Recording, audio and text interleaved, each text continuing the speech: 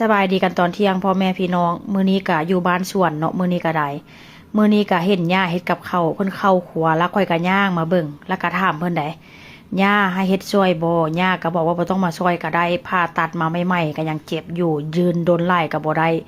แล้วทีนี้เนาะก็เห็นเพิ่นแบบว่าเอาไก่นะพี่น้องเพิ่นไปลนไฟแล้วก็ค่อนข้างจะหอมเด้แบบลนไฟแบบคล้ายๆคือบ้านเฮาหั่นน่ะแล้วทีนี้ค่อยก็เลยบอกว่าย่าขอสิช่วย อันทันบ่ช่วยกะมือเพิ่นก็เจ็บพี่น้องมันก็เป็นแบบเก้งๆกลางๆเป็นแบบขวางหูขวางตาว่าเช่นซะค่อยก็เลยแบบว่ามีดนั้นคมขนาดใดมีดนั้นก็ค่อยก็เลยแบบว่าย่าค่อยสิช่วยค่อยก็เลยไปจับไก่ให้มาหั่นไปจับไก่มาหั่นก็บ่ได้โดนดอกเนาะก็ประมาณ 4-5 นาทีนี่แหละค่อยก็เลยแบบว่ายืนหั่นยืนไปก็เจ็บท้องไปพี่น้องเฮ็ดหน้าหิวไปแต่ว่าก็ผัวบ่เห็นได้นี่ไหนเวลาค่อยทอดเวลาค่อยหั่นไก่นี่ได้ผัวยังบ่เห็นเพราะว่าผัวแบบว่าบ่เฮ็ด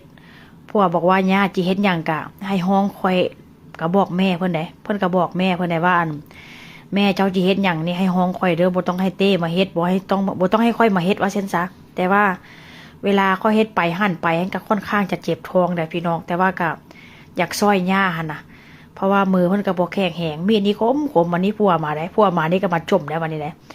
ผัวมาก็มาจมออกค่อยจิเฮ็ดว่าเสร็จค่อยก็เลยบอกว่าเขาเฮ็ดได้อยู่บ่เป็นหยังดอก เฮ็ดซ้ำนี้นึงมันก็บ่ได้ลำบากแล้วก็บ่ได้หนักปานใดหั่นนะ